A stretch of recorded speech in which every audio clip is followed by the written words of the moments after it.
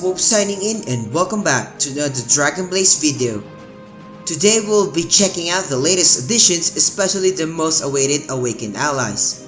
People are still baffled why Gamebill are rushing things up, starting from the sudden release of Buster's last wave, and I myself can't deny the fact that I really can't keep up with the release. However, my advice for all of us is to carefully plan whose Busters we will be creating, or rather, will the decision we will be making will benefit us in the long run, since Dark Souls are around the corner as well. Let's just do what we have to do and see how far we can go. Now for the things added.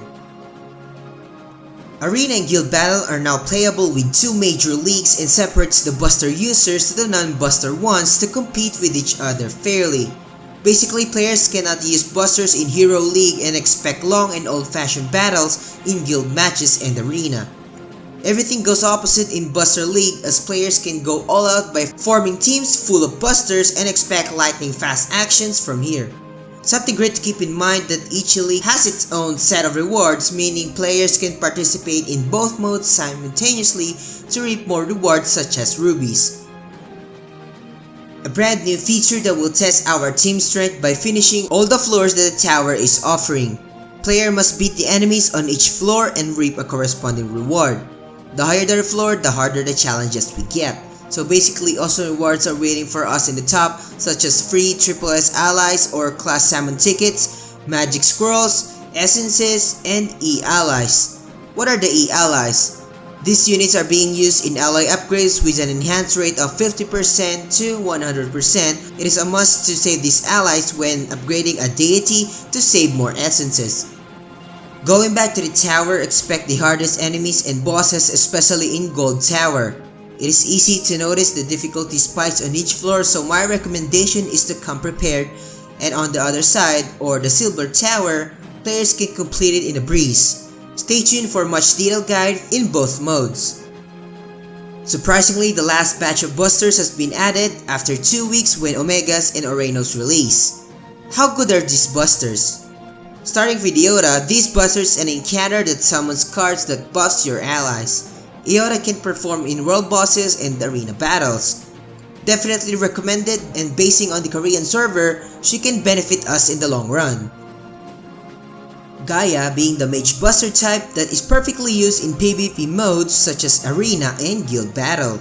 Attack skills are pretty strong, not to mention that the kamikaze attack upon death is a pain. In addition, it has a cool design and this guy is floating when in action. The much awaited Awakened Allies are now available sooner than we all expected. I myself find it really hard to cope up these days due to the speed of updates, but hey, let's look at the brighter side, as we can plan our DFIs more efficiently. First on the list will be Awakened Akkad. Judging from his skills, he could perform in dungeons and arena. However, Akkad lacks firepower or significance compared to the other Awakened Allies like Fulson. Next one will be Loki, and Loki and Akkad stands on the same position, that making them would make a little difference in your party.